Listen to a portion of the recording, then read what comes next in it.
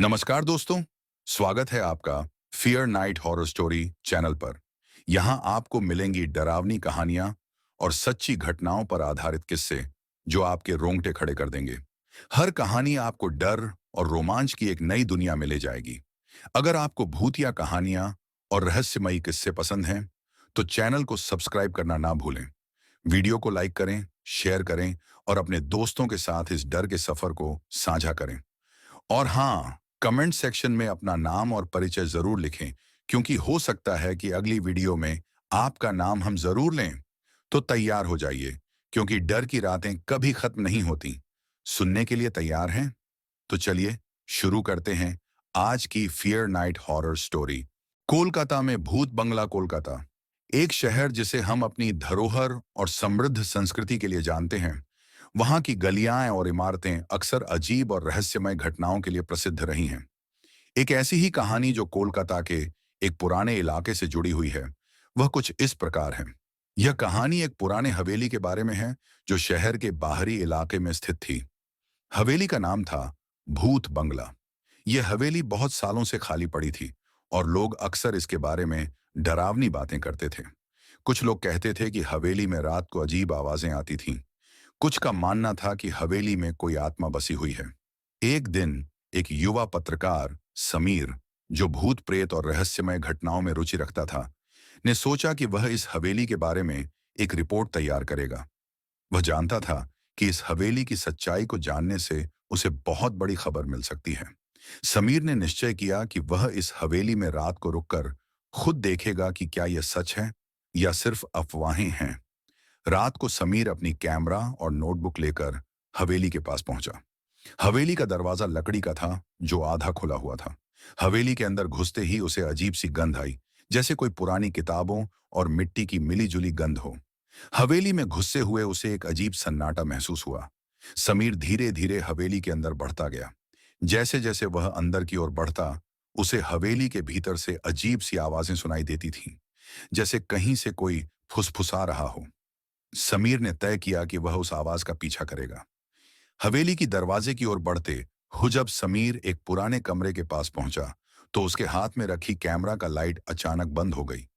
उसने सोचा कि बैटरी खत्म हो गई है, लेकिन जैसे ही उसने कैमरे को झांचा, बैटरी पूरी थी। समीर ने यह सोचा कि शायद हवेली में कुछ अजीब है, और वह कैमरा वापस चालू करने की कोशिश करने लगा।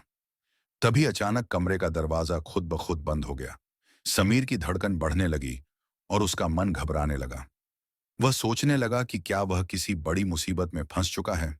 समीर ने कमरे का दरवाजा खोलने की कोशिश की, लेकिन वह किसी भी हालत में नहीं खुला। वह घबराया हुआ था और उसका दिल तेजी से धड़क रहा था।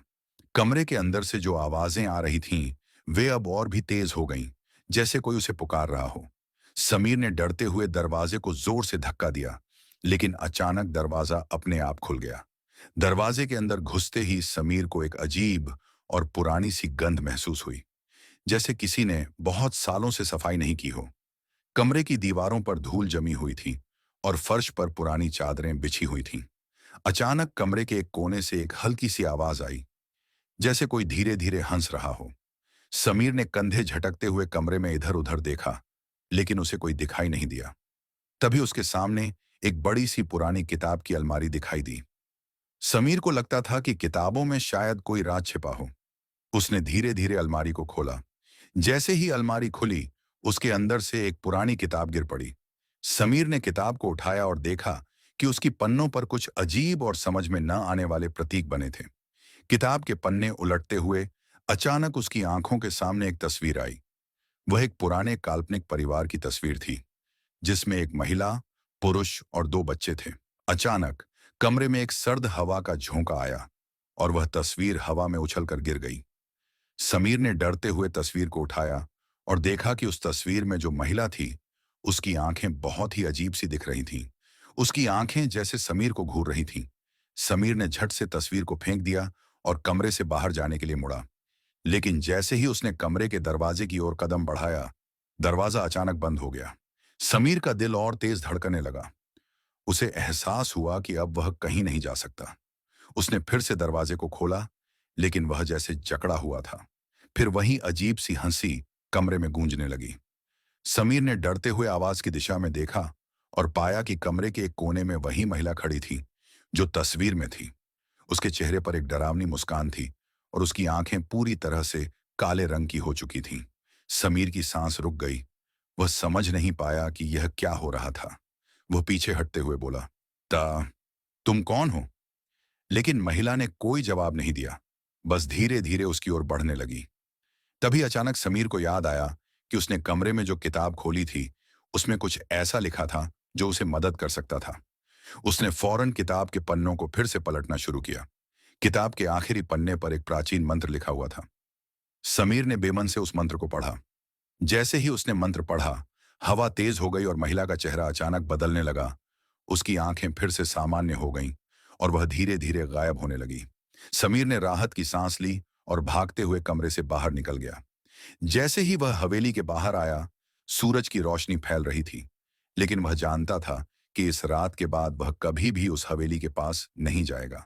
और वह किताब जो उसने उठाई थी, वह भी उसने पास रखी थी, ताकि वह कभी न भूल सके कि उस रात उसने क्या देखा और अनुभव किया था। समीर के बाद अब उस हवेली के बारे में कोई बात नहीं करता था। लेकिन कुछ महीनों बाद एक नई अफवाह फैलने लगी। लोग कहते थे कि हवेली में एक नई आत्मा बसी हुई है और वह अब और भी ज्यादा हिंसक हो चुकी है। समीर ने सोचा कि वह अब इस रहस्य को पूरी तरह से जानने के लिए वापस जाएगा, ताकि वह बाकी लोगों को भी सच बता सके। समीर ने अपनी पुरानी कैमरा और नोटबुक ली और उस हवेली की ओर बढ़ा। उसे महसूस हो रहा था कि कोई शक्ति उसे इस बार वहां वापस खींच लाने के लिए मजबूर कर रही है। जैसे ही वह हवेली के पास पहुंचा, उसके भीतर एक अजीब सी भावना जागी। हवेली अब और भी खौफनाक लग रही थी। दरवाजा जो पहले हमेशा आधा खुला रहता था, अब पूरी तरह से बंद था। लेकिन समीर ने बिना सोचे समझे दरवाजा खटखटाया। वह दरवाजा अपने आप खुल गया। समीर ने घबराते हुए कदम अंदर बढ़ाए। जैसे ही वह अंदर घुसा, हवा की एक और सर्द लहर आई और उस हवा में उसे वही पुरानी गंध महसूस हुई जो उसने पहली बार महसूस की थी। पुरानी किताबों और सड़ी गली दीवारों की गंध। हवेली के अंदर सब कुछ उसी तरह था जैसे पहले था, लेकिन अब सब कुछ और भी डरावना और बिगड़ा हुआ महसूस हो रहा था। जैसे ही वह कमरे के भीतर बढ़ा, उसे अचानक वही आवाजें सुनाई दी जो पहले रात को उसे सुनाई दी थीं। अजीब सी फुसफुसाहटें, जैसे कोई गहरे अंधेरे में उससे कुछ कह रहा हो।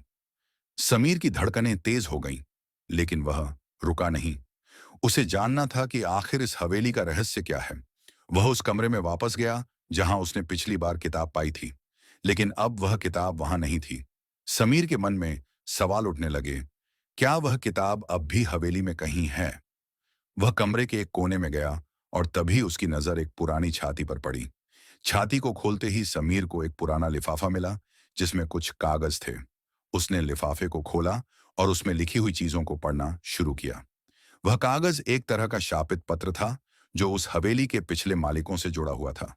पत्र में लिखा था, जो भी इस हवेली में रहेगा वह अपनी आत्मा को खो देगा। हमारी गलती हमें माफ नहीं करेगी। हम जिन दरवाजों को बंद कर चुके हैं वे अब फिर से खुलेंगे और कोई लौटकर नहीं आएगा। समीर के हाथ से कागज गिर पड़ा। उसने देखा कि हवेली में अब कुछ और अलग हो गया था। अचानक उसे महसूस हुआ कि वह अकेला नहीं है। वह किसी के कदमों की आवाज सुन सकता था। और फिर उसने देखा, वही महिला जिसका चेहरा अब पूरी तरह से विकृत और डरावना हो चुका था, उसके सामने खड़ी थी। उसकी आंखें पूरी तरह से काले रंग की हो चुकी थीं और उसकी मुस्कान अब नफरत और दर्द से भरी हुई थी। समीर की आवाज भी अब घबराहट से कांप रही थी। तुम कौन हो? क्यों मुझे परेशान कर रहे हो? महिला ने अपनी धीमी, भयंकर आवाज में कहा, तुम यहां क्या करने आए हो? तुमने मुझे मुक्त किया, लेकिन अब तुम्हारा समय आ चुका है। समीर ने तुरंत अपनी आंखें बंद की और वही मंत्र पढ़ने की कोशिश की जो उसने पहले पढ़ा था। लेकिन जब तक वह कुछ कर पाता, महिला ने उसे अपनी ओर खींच लिया। समीर ने देखा कि हवेली के चारों ओर अंधेरा फैलने लगा था। एक अजीब सी शक्ति उसे अपनी ओर खींच रही थी, जैसे वह किसी जाल में फंस गया हो। अचानक समीर की आंखें खुली और उसने पाया कि वह हवेली के बाहर खड़ा था।